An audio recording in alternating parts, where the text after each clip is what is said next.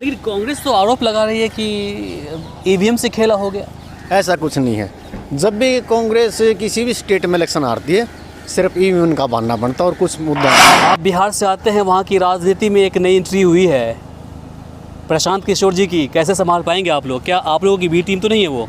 बिल्कुल संभालने की इसमें क्या बात वो कह रहे हैं कि जो बीजेपी के जो कोर वोटर्स हैं, जो बीजेपी के वोटर हैं, वो कहीं छिटकने वाले नहीं हैं। कहीं छिटकने वाला नहीं हैं? कहीं नहीं। जितने भी छिटकेंगे कहीं ना कहीं कांग्रेसी जाएंगे या फिर राजद के जाएंगे। राजद के जाएंगे। आप देख रहे हैं VR न्यूज, एक नजर सच्चाई की ओर।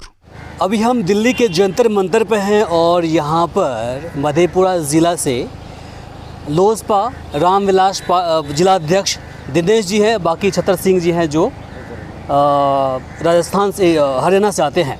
हम दोनों जगहों की यानी कि दोनों राज्यों की पॉलिटिक्स जो है उस पर चर्चा करेंगे। सबसे पहले आपसे हम जानना चाहेंगे कि आप यहाँ पहुँचे हैं, क्यों पहुँचे हैं?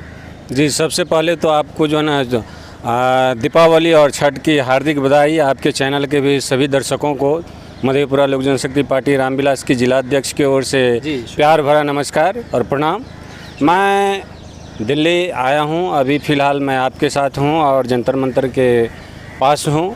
मेरा आने का मकसद था कि मैं कुछ निजी काम से आया हुआ था और आपसे बात हुई तो सोचे आज आपसे मिलने का मकसद, आज हमारे लोक जनशक्ति पार्टी के राष्ट्रीय अध्यक्ष भारत सरकार के केंद्रीय मंत्री आदरणीय श्री चिराग पासवान जी से हमारी मुलाकात हुई और हमारे मित्र हैं जो कि हरियाणा झज्जर से आते हैं और 2-3 मित्र अशोक जी हैं और छतर सिंह जी हैं। इनके साथ आज हम लोक जनशक्ति पार्टी के राष्ट्रीय अध्यक्ष माननीय श्री चिराग जी से मिले हैं। मिलने का मेन मकसद था, एक तो दीपावली और छठ की हार्दिक शुभकामनाएं भी देना था और दिल्ली में थे तो सोचे राष्ट्रीय अध्यक्ष से मिल लें।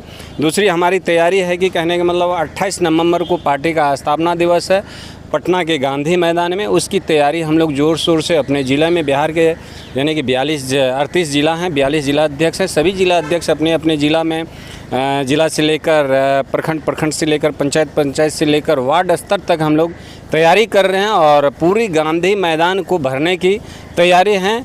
और जो विपक्ष के हमारे विपक्ष के साथी हैं, विपक्ष के नेता लीडर है, विपक्ष के पॉलिटिकल पार्टी है, उनको पता चले कि लोक जनशक्ति पार्टी रामविलास ने 2021 के बाद उन्होंने क्या कमाया और क्या उन्होंने लोगों के बीच में अपना इमेज बनाया, इस चीज़ को दिखाने के लिए। ठीक, आपसे हम बाकी आगे चर्चा करेंगे, बातें करेंगे। अब आप हरियाणा से आते हैं, हरियाणा आप क्या हैं, पहले अपने बारे में बताएं आप। मैं छतर सिंह रोजपता कार्यकर्ता झज्जर से। अच्छा। मैं पहले से आपके चैनल के माध्यम से अपने जितने भी हरियाणा वासी हैं या आपके जितने मित्र हैं पत्रकार साथी, सबको हाजिर का प्रणाम जी, शुक्रिया। दिवाली की हार्दिक शुभकामनाएं। चलिए, मुझे जरा सा बताएं, इस बार जिस तरह से हरियाणा के अंदर हवा चली थी कि कांग्रेस जीत रही है, पासा पलट, आप ज़मीन से जुड़े हुए व्यक्ति हैं, कैसे हो गया? ये सिर्फ कांग्रेस की एक हवा थी, हकीकत कुछ और था। अंदर खाते सब बीजेपी को चाह रहे थे, हवा ओनली कांग्रेस की दिखा रहे थे। जब इनका रिजल्ट आया, रिजल्ट के जो कुछ पब्लिक चाह रही थी उसके अनुसार ही रिजल्ट आया। सबसे मेन मुद्दा था रोज़गार का। जो मनोहर लाल जी खट्टर जो हरियाणा के मुख्यमंत्री हैं, जिन्होंने नीति बनाई बगैर खर्ची पर्ची, जो युवा लगा है अब तक, उनकी नहीं तो कोई सिफारिश थी, नहीं कोई पैसा था। जितने भी गरीब घरों के बच्चे हैं या किसी भी या शेड्यूल कास्ट है, बैकवर्ड है, जर्नल है, जितने भी युवा लगे हैं सब बगैर खर्चे पर्ची लिए। किसी MLA मंत्री संतरी पास किसी पास घूमने की ज़रूरत नहीं है। अपना टेस्ट क्लियर करो, अपनी योग्यता दिखाओ और रोज़गार पाओ। ये नीति है, ये काम हरियाणा में ये नीति ने काम किया है। लेकिन कांग्रेस तो आरोप लगा रही है कि ईवीएम से खेला हो गया। ऐसा कुछ नहीं है। जब भी कांग्रेस किसी भी स्टेट में इलेक्शन हारती है सिर्फ ईवीएम का बहाना बनता है और कुछ मुद्दा नहीं इनके पास। हारने का मुख्य कारण बता दीजिए, कुछ और क्या वजह हो सकती है हारने का? हारने का एक कारण ये है इनकी आपसी खींचतान को 10 गुट बने हुए हरियाणा में कांग्रेस में। जी, शैलजा गुट अलग है, भूपेंद्र गुट अलग है। किरण चौधरी पार्टी कांग्रेस छोड़कर बीजेपी ज्वाइनिंग कर गई। अशोक तौर ने पहले ही कांग्रेस छोड़ दी। ओनली हुड्डा गुट काम कर रहा है। मेन कारण ये है, एक ही आदमी की पार्टी बनकर रही कांग्रेस।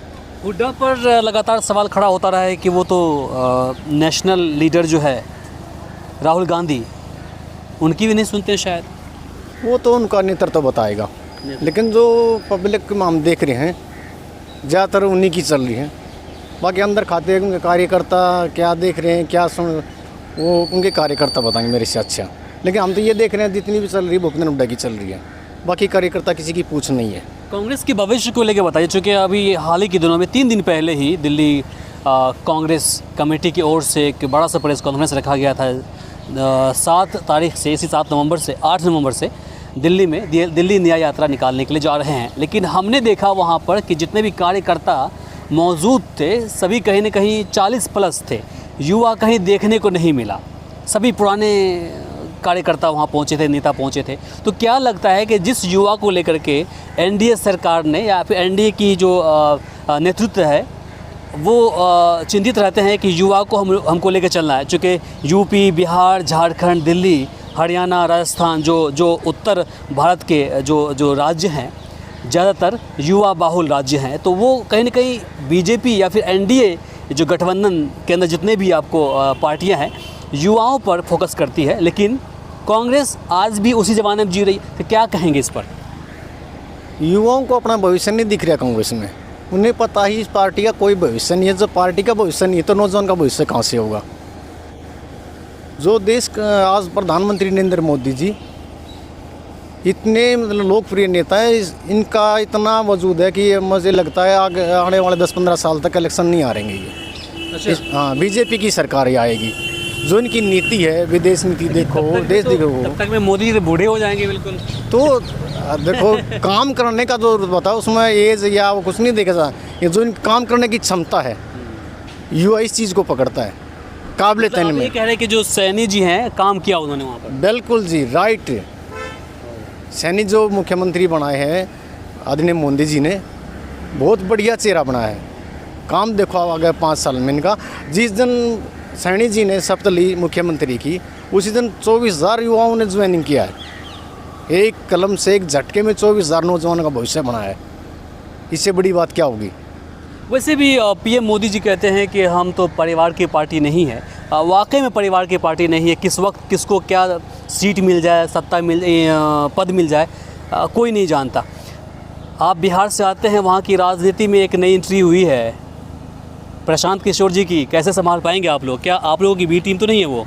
बिल्कुल संभालने की इसमें क्या बात है। मान के चलिए ये स्वतंत्र हैं, जो कहने का मतलब जो जनता का अधिकार है, खास करके सब आज़ाद है हिंदुस्तान में।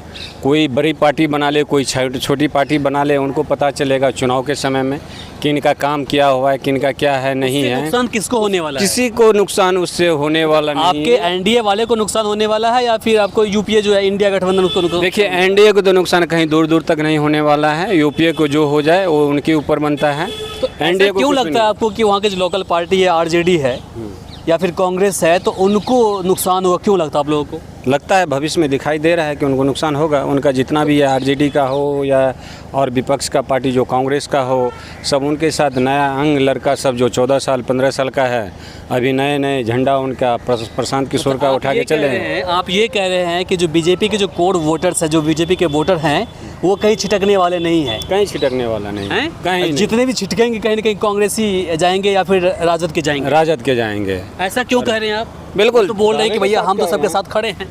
ऐसी कोई बात नहीं, पता चलेगा इलेक्शन के बाद में। पहले तो सबके साथ खड़े रहते हैं और पता चलेगा इलेक्शन 2025 में आ रही है ना इलेक्शन, जो भीड़ दिखा रहे हैं फलना चिलना 9-17, और आप तो देखते होंगे कि प्रत्येक भीड़ में भारे पे लाते हैं लोगों को।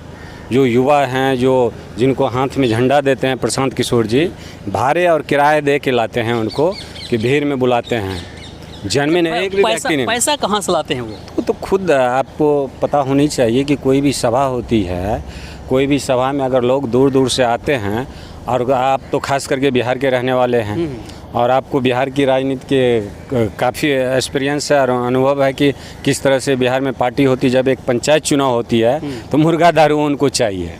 तो इंडिया वाले आरोप लगाते हैं कि बीजेपी की बी टीम हो गई है वो।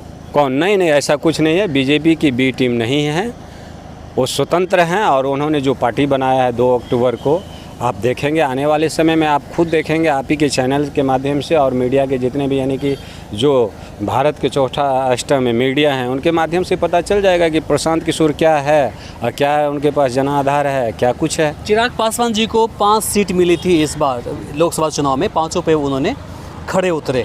क्या आप लोगों ने गुड़ खिला दिया, मतलब क्या क्या ऐसा पिला दिया अपने वोटरों को कि कहीं भटके नहीं? ऐसा कुछ नहीं। आपको मैं बता दूं, चिराग पासवान जी के पिताजी आदरणीय स्वर्गीय रामविलास पासवान जी देश के द्वितीय अंबेडकर जाने जाते थे। चिराग जी के घर में 51 वर्षों का राजनीतिक एक्सपीरियंस था, उनको मालूम था। आपको यह भी मालूम होगा पत्रकार महोदय कि जो विपक्ष के पार्टी ने आदरणीय श्री स्वर्गीय रामविलास पासवान जी को मौसम वैज्ञानिक का तरजीह दिया था और उनको संबोधित किए थे। और इसी चीज़ को मैं उजागर कर दूं कि 7-7 को 8-8 को प्रधानमंत्री के रीजन में आदरणीय पार्टी के संस्थापक ने काम किया था। उन्हीं के बेटे आदरणीय श्री चिराग पासवान जी हैं, कुछ उन्हीं का उनके रगों में खून है, उनको भी मालूम है। अगर क्या पूरा ही है भाई? पूरा खून है। और मैं बता देता हूं, वो तो 5 सीट, अगर हम लोगों को अगर 10 सीटें भी मिलती ना तो 10 के 10 हमारे चिराग पासवान जी जीत के देते। और बिहार के 38 जिला और 42 जिला अध्यक्ष मिल के हम लोग कड़ी मेहनत किए थे पंचायत स्तर तक। और सभी व्यक्ति जाके जहाँ जहाँ जमुई हुआ, समस्तीपुर हुआ, खगड़िया हुआ, हाजीपुर हुआ, वैशाली हुआ, हम लोग यानी कि पार्टी के जितने भी पहले आदरणीय स्वर्गीय पासवान जी के साथ थे वोटर्स जो थे, और जो बैकवर्ड जाति से हो, फॉरवर्ड जाति से हो, सवर्णों से हो। पासवान जी जब केंद्रीय मंत्री बने थे तो ऐसा नहीं देखा था कि ये पासवान है, ये राम है, ये फलना है, चिलना है। सबों को रोजगार देने का काम किया था। आज जो प्रत्येक घर में 10-10 मोबाइल है, किनका देना? आदरणीय स्वर्गीय रामविलास पासवान जी का देना है। उसमें कहीं बड़े छोटे का अथी नहीं किया, आप देखते होंगे। तो ये सारे आदरणीय पासवान जी के कामों के ऊपर जो आज का जनता है हमारे आदरणीय चिराग पासवान जी को आगे बढ़ा रहे हैं। वे पासवान जी के जितने भी थे वर्कर थे, मित्र थे, मतदाता थे। और मैं बता देना चाहता हूँ, खास करके पासवान समाज का वोट 1% इधर से उधर नहीं जाएंगे। तो फिक्स है। जिधर बोलेंगे आदरणीय चिराग पासवान जी, पहले हमारे बड़े साहब आदरणीय रामविलास पासवान जी बोलते थे, उनका फरमान जारी होता था तो पासवान वही करते थे। अब हमारे राष्ट्रीय अध्यक्ष भारत सरकार के केंद्रीय मंत्री आदरणीय श्री चिराग पासवान जी जो बोलेंगे, जो फरमान जारी करेंगे। आखिर में 30 सेकंड आप हमारे दर्शकों को बोल दीजिए कि अभी आगे में दिवाली है, छठ है, क्या कहेंगे? बस 30 सेकंड में। जी, मैं सभी पूरे भारतवासी को, पूरे दिल्ली वासी को बिहार लोक जनशक्ति पार्टी मधेपुरा जिला की ओर से जिला अध्यक्ष होने के नाते मैं कहना चाहूँगा चिराग जी के पार्टी की ओर से सभी दिल्ली वासी को और बिहार वासी को और देशवासी को दीपावली और छठ की हार्दिक बधाई और एवं शुभकामनाएं। खास करके मैं बिहार वासियों को कहना चाहूँगा और ख़ास करके मधेपुरा जिला के और बिहार के 38 जिला के साथियों को कहना चाहूँगा, आगे होने वाले 28 नवंबर को जो हमारे पार्टी के स्थापना दिवस है गांधी मैदान के पटना में, इस चीज़ की तैयारी में अभी से लग जाए। और सभी को आमंत्रित करता हूं आपके चैनल के माध्यम से भी अधिक से अधिक संख्या में जाने की लोग तैयारी करें। और हम लोग जिला में पूरे प्रखंड और पूरे पंचायत का जो है न दौरा करेंगे, जो है कहने का मतलब छठ के बाद से। और इस चीज़ को हम लोग